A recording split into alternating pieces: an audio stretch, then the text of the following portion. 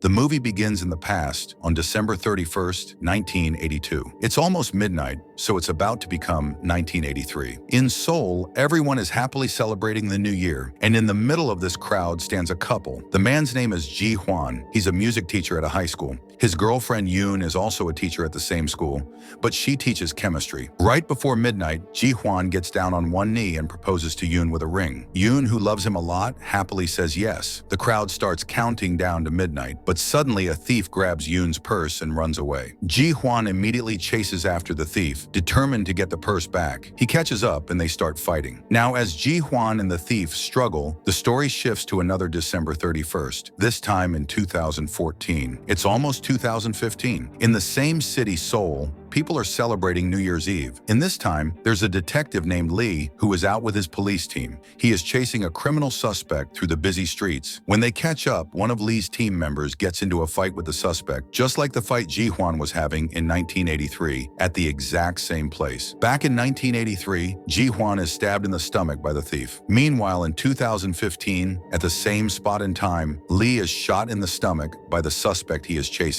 Even though they are in different years, both men are injured in the same way, at the same place, and at the same moment. They are taken to the hospital in their own timelines and end up lying in the same hospital bed, in the same position, 32 years apart. Even though they live in different times, something strange happens when they are both close to death. Their souls somehow connect. After this, Ji Hwan from 1983 starts having dreams where he sees Lee's memories from 2015, and Lee in 2015 begins to dream about Ji Hwan's life from the past. Both men survive, but they are left very confused, wondering whose memories they are seeing and what is happening to them. The next scene takes us back to 1983, where Ji Hwan, John, is at school talking with Yoon. Ji Hwan is recording their conversation on a tape recorder and tells Yoon it will be fun to listen to these recordings in the future. Yoon laughs and asks him to stop recording because she thinks her voice sounds bad on tape. They joke and have a great time together. During their chat, Yoon tells Ji Hwan that she believes in reincarnation. She's sure that even in their next lives, they will meet and be together again. She even promises that she'll look the same in her next life, so Ji Hwan will recognize her easily. Suddenly, the biology teacher walks in, but quickly apologizes and leaves, thinking the room was empty. After this, Ji Hwan and Yoon buy a house together. They plan to live there happily for the rest of their lives. All of these moments are seen by Lee in 2015. He dreams about Ji Hwan and Yoon while he accidentally falls asleep at work. When Lee wakes up, his boss, Chief Kang, comes over.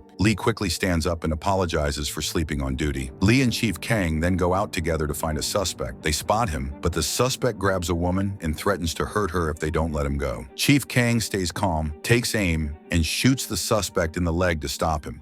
Instead of arresting him right away, Chief Kang takes off the suspect's shirt and checks his back. Only then does he tell the officers to arrest him. Lee asks another officer why Chief Kang looked at the man's back. The officer explains that in the 1980s, there was a very dangerous serial killer in Seoul. Chief Kang almost caught him once, but the killer took Kang's wife hostage and killed her. When Kang tried to stop him, he shot the killer in the back, but the man still escaped. Kang checks every suspect's back for a bullet scar, hoping to finally find the serial killer who hurt his family so badly. Now, friends, the story goes back to 1983. Ji Hwan, John, is at school, scolding one of his students because the boy was caught gambling. Ji Hwan asks the student, "Why did you start gambling to make money?" The boy answers, "I needed to buy a gift for my girlfriend, so I gambled to get money." Ji Hwan warns him, "Listen, gambling is a bad habit. Once you start, it's very hard to stop." While talking, Ji Hwan looks out the window and sees that it's snowing. Everyone is surprised because it's not winter yet, and usually snow only comes much later. This year, snow is falling much earlier than usual. At the same time, in 2015, the same thing is happening. It's snowing before winter has even begun. Detective Lee looks out his window and notices this strange weather too. On the radio, there is news about the early snowfall. The announcer says that this happened once before, back in 1983, when a music teacher named Ji Hwan predicted that it would snow early again in 2015. At that time, nobody believed him. But now, 32 years later, his prediction has come true, and nobody can figure out how Ji Hwan knew this would happen. Lee is shocked to hear this and realizes the dreams he's having are not just dreams. They are real memories from someone's life in the past. The story cuts back to 1983, where Ji Hwan tells Yoon about his strange dreams. He explains that he's been seeing the memories of a police detective living in the year 2015. Yoon laughs and says, "What are you talking about?" Just then, some students come in, and Yoon jokes with them, telling them that their music teacher can see the future in his dreams. The students laugh laugh and tease Ji Hwan, saying, "Sir, if you really see the future, tell us what will happen to us." Ji Hwan replies seriously, "Do you think I'm joking? This year it snowed in summer instead of winter, and the same thing will happen again in 2015. Also, believe it or not, in the future, everyone will have a small device. With this device, you'll be able to talk to anyone, anywhere, even see them while talking, watch movies, and even make movies. They will call it a mobile phone." Of course, since it's 1983, the students don't believe him at all and think he's making it up. But then, the movie shows that in 2015, just as Ji Hwan said, snow starts falling before winter. On the radio, they mention again that Ji Hwan had predicted this back in 1983. Meanwhile, Lee is at work checking CCTV camera footage. Suddenly, he is shocked. He sees a girl in the video who looks exactly like the Yoon he has been dreaming about from Ji Hwan's memories. Lee is stunned and decides to follow her. The girl quickly realizes she is being followed. Suddenly, she disappears, but actually, she sneaks up behind Lee and starts hitting him hard. Lee tries to tell her, "Wait, please let me explain. I saw you in my dreams." But the girl doesn't listen and keeps attacking him, shouting for help. A crowd gathers and, not knowing the real story, they think Lee is a bad guy. They grab him and beat him up, then drag him to the police station. There, the truth comes out. Lee shows his badge and everyone learns that he is actually a police detective. The people get scared and realize they made a mistake by beating up a policeman. To make up for it, they take Lee to a restaurant and try to make him feel better by buying him food. At the restaurant, Lee asks the woman who looks like Yoon, "Are you a teacher at Shanghai School near the highway? Is your name Yoon?" The woman answers, "No, my name is Kim, not Yoon. And I do teach at a school near the highway, but it's called Mishang High School, not Shanghai School." The next day, Kim goes to see the most senior staff member at Mishang High School, who is also the vice principal. Kim asks her about Shanghai School. The vice principal is shocked and asks, "Where did you hear that name?" She then tells Kim a big secret. Back in 1983, there was a huge fire at the school. After that accident, the school changed its name from Xiang to Mishang and even changed its motto. Curious, Kim checks the old school documents. In those records, she finds information about all the staff from 1983. There, she sees a chemistry teacher named Yoon, who looks exactly like her. Kim realizes that Lee's dreams weren't just dreams. He was really seeing things that happened in 1983. She now believes Lee and shows him the old documents. Lee also understands now that his dreams are actually the memories of a music teacher named Ji Hwan Jian from the past. Lee starts to investigate more. He goes to the office and begins reading old newspapers from 1983. In one article, he sees that the South Korean football team won a match 2-1. Another news story, a few months later, reports that at exactly midnight, lightning struck the roof of Shanghai School. Lee carefully writes down all the important events from 1983 in his diary. Then his boss, Kang, gives him some old files and tells him to organize them by date and store them. When Lee opens one of the files, he is shocked.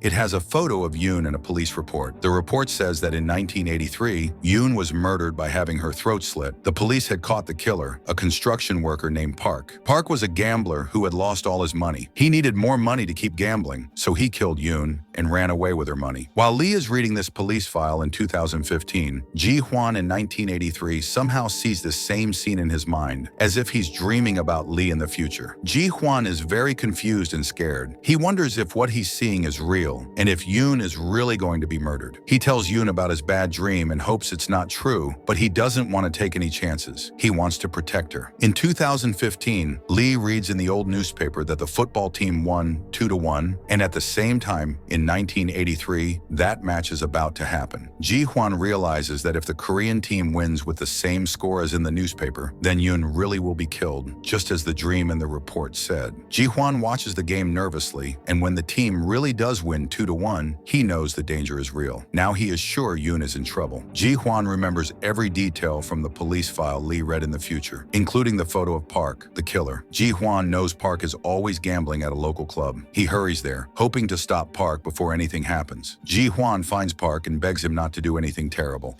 But Park owes money to so many people that he thinks Ji Hwan is just another person asking for their money back. Panicking, Park runs away and Ji Hwan chases after him. At the same time, Yoon is at a wedding dress shop, getting her gown ready for her and Ji Hwan's Jian's wedding. After she tries on the dress and comes out of the shop, Park accidentally bumps into her, making her fall down. Park then looks at the cash in Yoon's bag and walks away. Ji-hwan searches everywhere for Park, but it looks like he has lost track of him. Now Jian remembers a dream from 2015 where he saw the case file about Yoon's murder. It said she was found dead in a public bathroom. Because of this, Jian rushes to the bathroom to check, but sadly Yoon has already been murdered there. When Park tries to run away from the scene, the police catch him and keep him as a suspect. Jian is heartbroken after losing Yoon. It turns out that Park is the father of Jian's student, the same student Jian had warned against gambling. The boy comes to Jian and pleads, "Sir, please trust me. My father gambles a lot and borrows money from many people, but he could never kill someone." But Jian is too upset and lost in his memories of Yoon to believe him. All of this is happening in 1983, but at the same time, Detective Lee in 2015 is seeing it in his dreams. Lee is shocked because he had only read about Yoon's murder in old files before, but now he has experienced it as if he was really there. Lee tells Kim, the woman who looks like Yoon, everything. Kim explains that in 1983, there was a terrible fire at the school, and almost all of Yoon's students died in that accident. While Lee and Kim are talking, Police Chief Kang, who works at the school, is listening to an old recording on a tape recorder. This is the same tape recorder Jian used to record things back in 1983. In 2015, Kang is listening to that very tape. What's on the recording will be revealed later. Lee starts investigating the 1983 school fire. During his search, he finds a mask and realizes that the mask must have belonged to the real murderer who caused the fire. He also learns that all the children who died in the fire were students of Yoon. Only 5 children survived the fire, but later each of those 5 students was also killed in a mysterious way. They were murdered just like Yoon, with their throats slit. This means the same killer murdered Yoon, killed her surviving students, and set the fire at the school while wearing a mask. According to the old police files, after the fire, Park died as well. He was blamed for all the killings. The police closed the case, saying Park was the murderer and had killed all his targets before dying himself.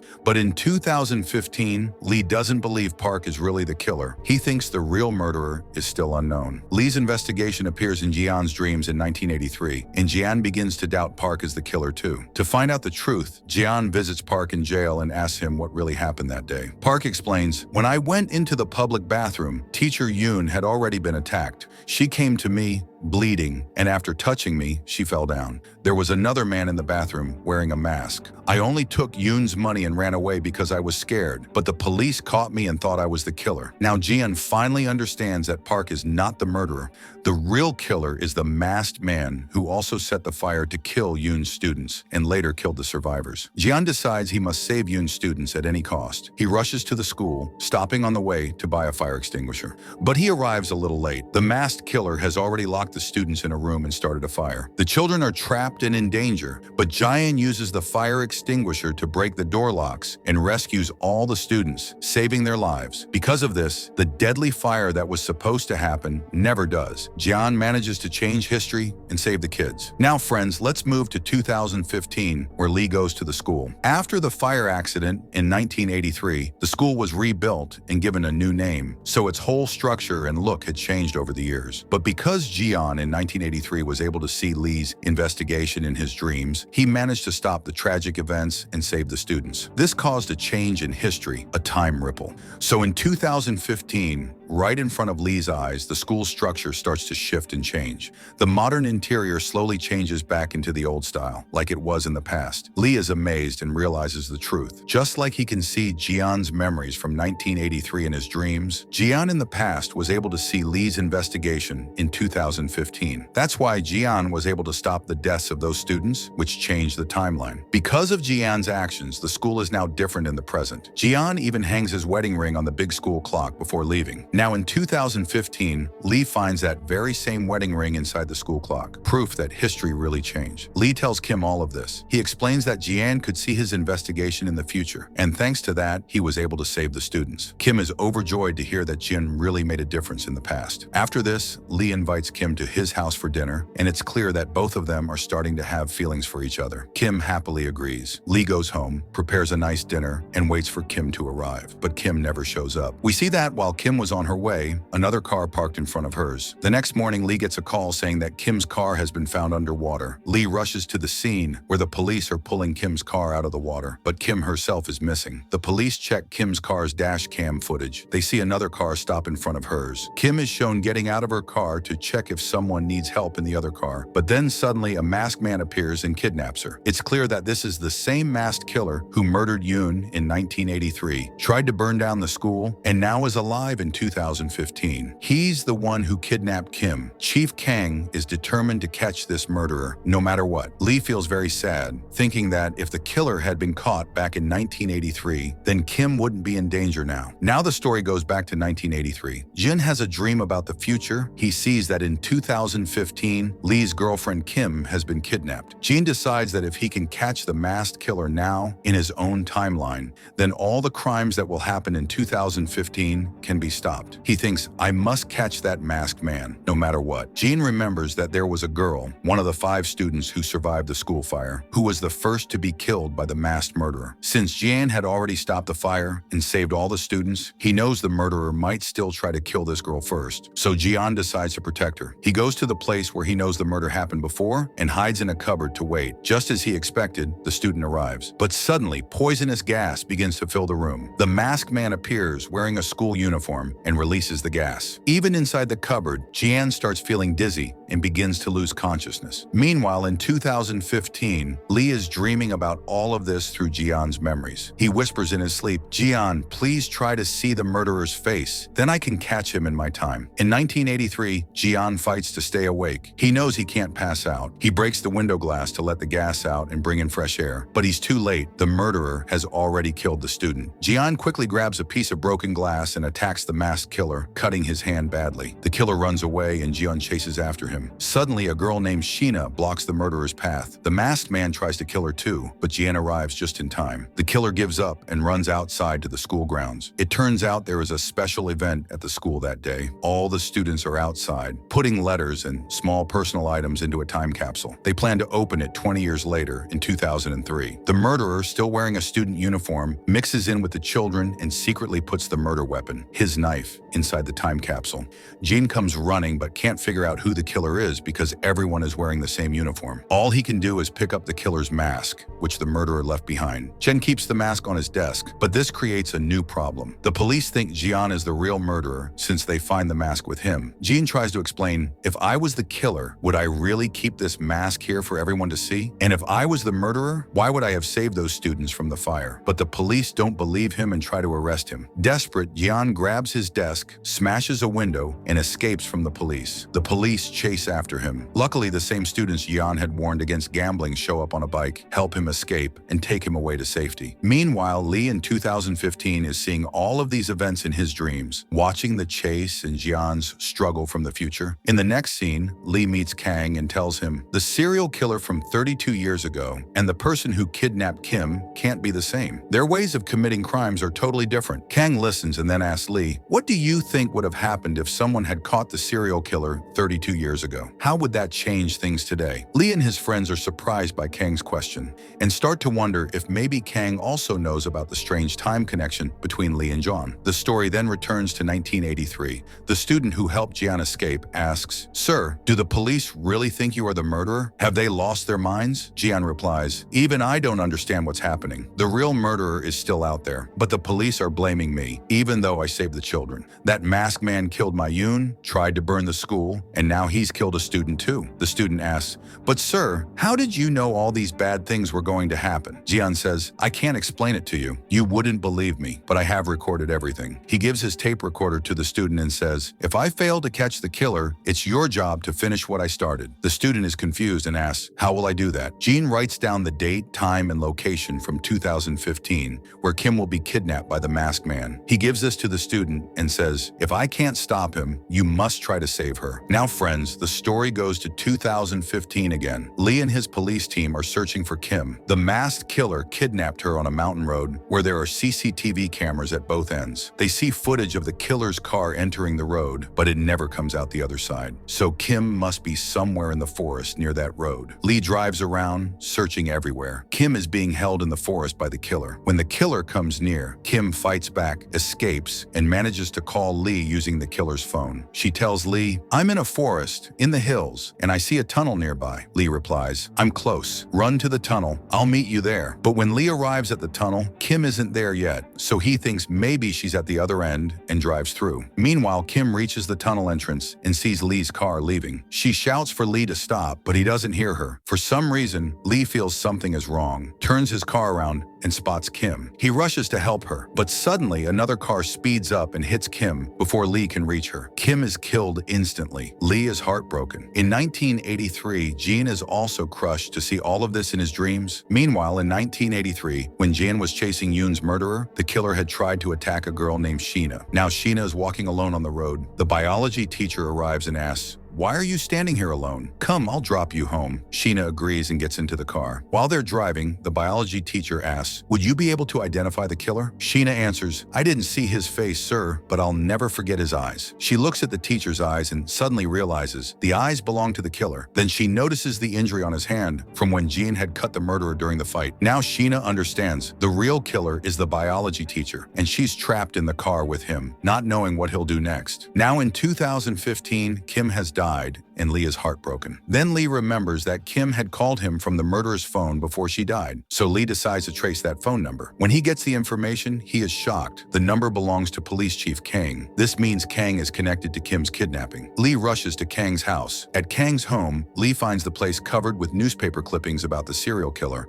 along with many old photos of Kang's childhood and his wedding. In one picture, Kang is standing with his wife Sheena. When Lee looks at Kang's childhood photo, he realizes something shocking. Back in 1983, Jin had given his tape recorder to a student and told him that if he failed to catch the real killer, it would be the student's responsibility. That student was Kang, and the Sheena who was kidnapped by the biology teacher is Kang's wife. Meanwhile, in 1983, it's shown that the biology teacher is about to murder Sheena. Because of this, in 2015, Sheena's face in the wedding photo starts to become blurred, almost like she's being erased from history. Lee understands what is happening. He grabs his gun, points it at Kang, and demands, "Why did you kidnap Kim? Are you the real psycho killer?" Kang finally tells the truth. "When I was a student, my music teacher Jian gave me a tape recorder. He said that in the year 2015, a girl named Kim would be kidnapped. He wrote down the exact time and place, and when I listened to the tape, I realized he was talking about future events. At first, I didn't believe him, but as the years went by, everything he said started coming true. Jean even said a girl would be born who looks just like our chemistry teacher Yoon, and her name would be Kim. In 2015,